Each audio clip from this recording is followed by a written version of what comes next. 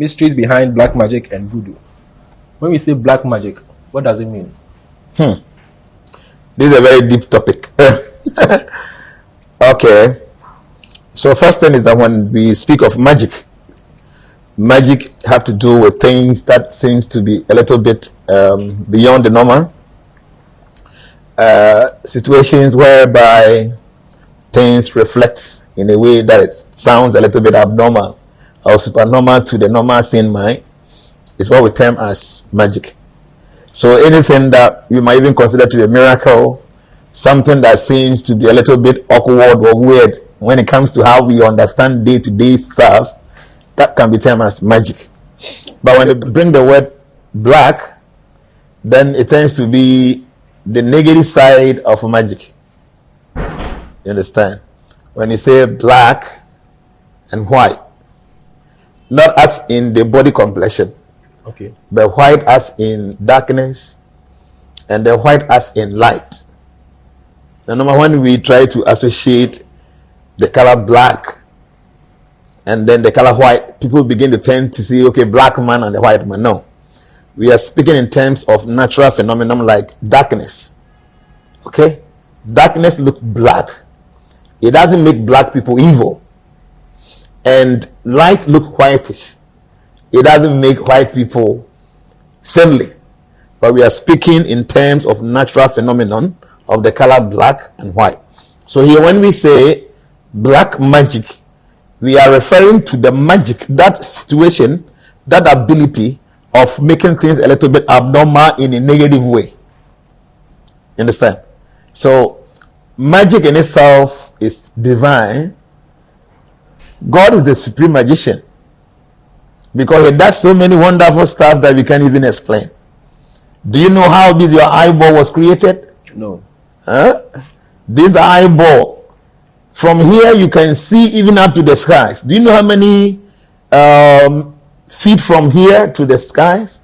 Many a time when you are traveling, say with the aircraft, they can go to say about 40,000 feet.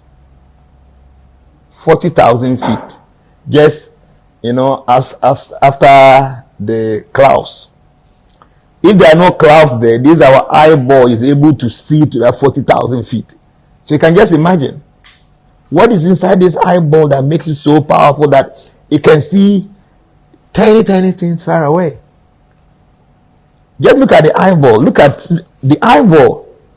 The mechanism that no scientist is able to explain the eyeball. Is there any science that will be able to replicate the eyeball? When somebody is blind of glaucoma, the person is done. There is no way this person can see. That is the power, the supreme magical nature of the supreme being. So magic in itself is not evil. It's pure. It's good. But when we add darkness to it, it becomes black magic. So here, when you say black magic, is any ability or any power or any phenomenon that is able to spoil things, to destroy things in a mystical way. We term it as black magic.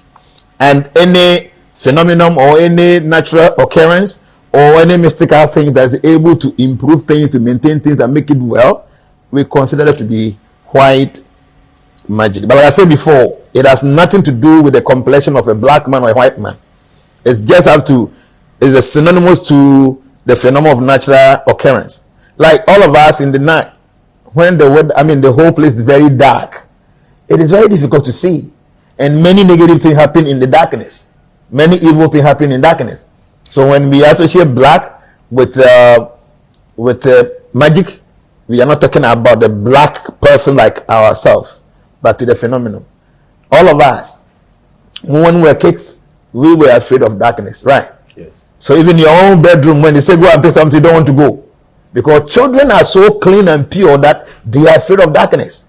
But when we become adult, we become so evil that we are afraid of the light. We like darkness. So in the daytime, men will not do any stupid thing because they are afraid of that light. But in the night, that's where they will hide in all the corners and be doing all their stupid things. People that want to fornicate, they want to do that in darkness. Those that want to go to robbery, they want to do that in darkness.